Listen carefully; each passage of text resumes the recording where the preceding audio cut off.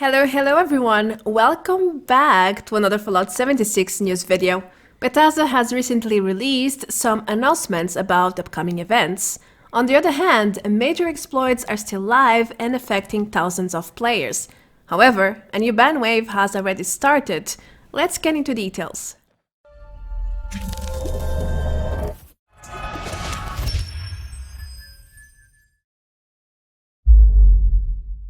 A few days ago, Bethesda released an article announcing several things, such as a new patch coming next week, a new double experience event, and details about the upcoming Bethesda Game Days at PAX East 2020. But that's not all you should know right now. Most of the major exploits discovered in the past weeks are still live and disturbing the gameplay of thousands of players. Bethesda has released a hotfix last Friday, but it hardly fixed a thing. Meanwhile, a new ban wave has begun and lots of cheaters are getting their accounts locked. They have also announced in the forums that the highly anticipated Fasnacht event will be delayed this year. Lastly, there are some new Atomic Shop entries, and I will also show you some of the most persistent and new bugs I have found in the past weeks. Now, let's start with the PAX East details. Earlier this month, Bethesda announced the main details for their PAX East panels at the Bethesda Game Days. Now we know some more details about what will happen on February the 28th. One of the main panels will be fully dedicated to Fallout 76, and they are planning to present a brand new Wastelanders Preview. At least 4 developers will attend this panel, and they will talk about the changes coming to Appalachia. I'm assuming they will show us parts of at least one new main quest, some NPC dialogues, and most likely footage of the new weapons and new enemies. They will surely explain the reputation system in more detail. Also, I'd bet they will show companions because, well, these are all the highlights of the Wastelanders DLC, at least so far. Don't be surprised if they come up with some new revelations about upcoming content though. The event will be streamed as obvious, and there will be tons of giveaways and raffles, so make sure to join the PAX East Fallout 76 panel on February 28 if you would like to know more details in first hand. What else will happen at this PAX East panel? Well, we now know that developers will also choose community questions and answer them live during the event. You can leave your own questions at Bethesda's forum under the Fallout 76 section, just like I did. Not a lot of people seem to know about this though. Yesterday, this thread had only 5 pages after a few days. It doesn't surprise me though, since they have announced this in the latest news article in a small section. So it is reasonable that not a lot of people know about this yet.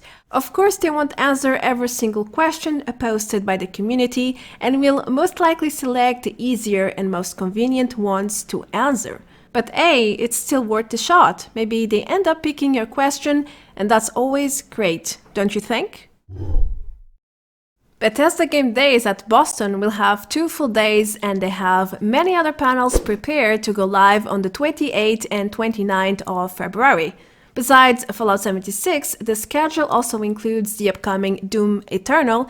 There are 3 panels prepared for this upcoming video game. So if you plan on playing it, you should probably check these panels too. There's plenty of juicy content to be shown, such as the multiplayer battle mode and the challenging master levels. Moving on, the Elder Scrolls Online will have its own panel too on February the 29th, as to be expected. There is yet another exciting panel about Fallout 76, but it's more an unofficial one. It's about the stories of Chad, a Fallout 76 story podcast, which also goes live on the same day. Now, you might be asking yourself, what is this Chad podcast thing about? Well, to be honest with you, I didn't know it existed until Bethesda announced they will go on stage. They have a small YouTube channel where they regularly upload podcast stories about the Fallout 76 world. The Shadcast literally creates fictional adventures featuring different characters while adding lots of familiar elements from the Wasteland. Their cast will go live on stage for the very first time on February the 29th at PAX East. with a brand new Appalachian adventure. If you like role-playing and storytelling, then you surely can't miss this one. There is a new patch on the way, and it's going to be patch 17.5. It's scheduled to go live next week on February the 25th. As you can imagine, it's not going to be a large patch since Bethesda's Fallout 76 team has been working full force on the upcoming Wastelanders DLC. On the other hand, they have confirmed that just like the mid-January patch 16, this update will add some behind-the-scenes preparation work to allocate the upcoming content for Wastelanders, of course. This patch will also include some stability points and bug fixes as well. It is unknown if they will implement any major changes or add new content with this patch. Well, we only have a few days left until we find out. I surely hope they will fix the ongoing exploits, at least. Double experience events have been happening so often lately that it's like a permanent feature of the game by now.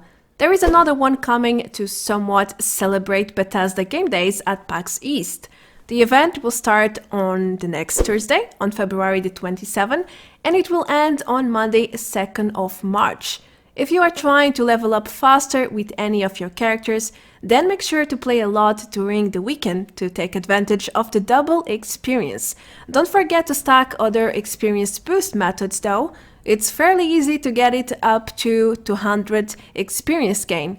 If you have no idea what I am talking about, then make sure to check my in-depth guides. I'm leaving the link up there. Good luck! Now it's time to go over the bad news. And I'm sure you are aware of some of them. Well, besides the endless item creation with hacks and generic item duplications, we now have at least 5 to 6 new exploits.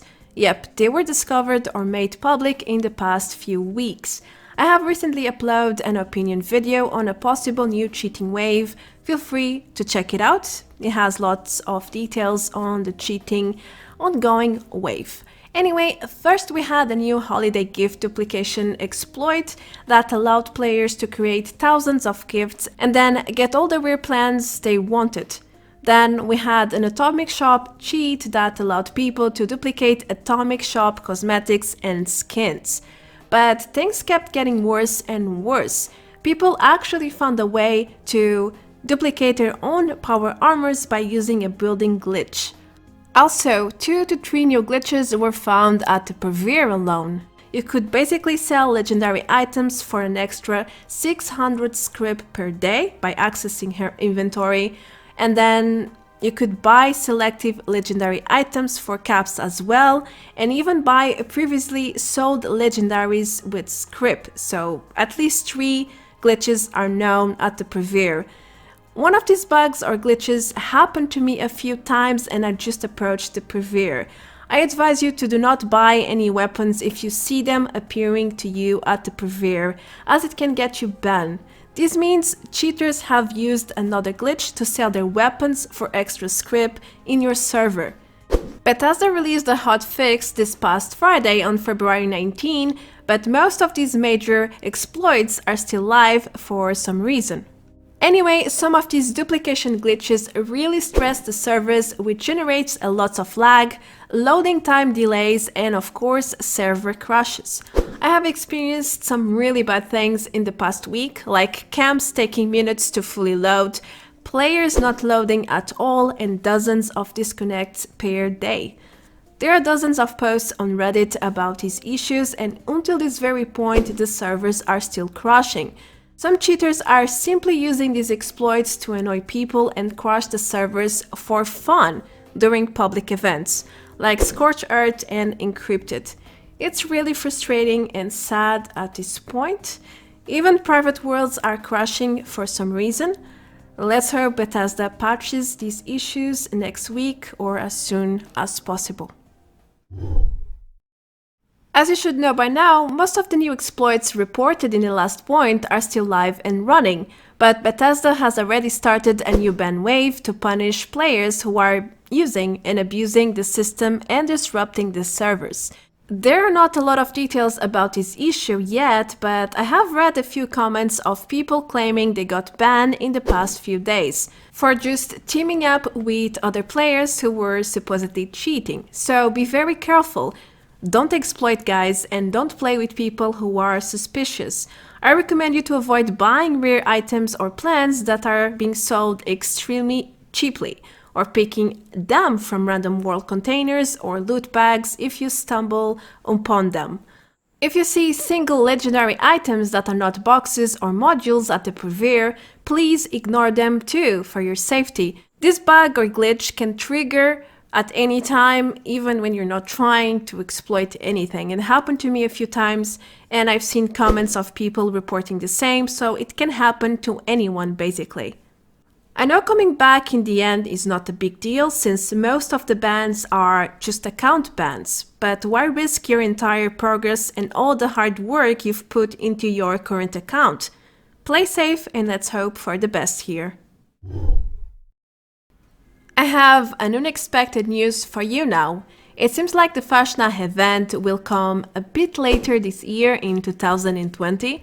Sadly, it will not follow the in real-life dates for the Carnival or Fasnacht for some countries. Bethesda stated that the seasonal event will go live later than it was last year, so we won't see the Fasnacht Parade until the last week of March, I'm afraid.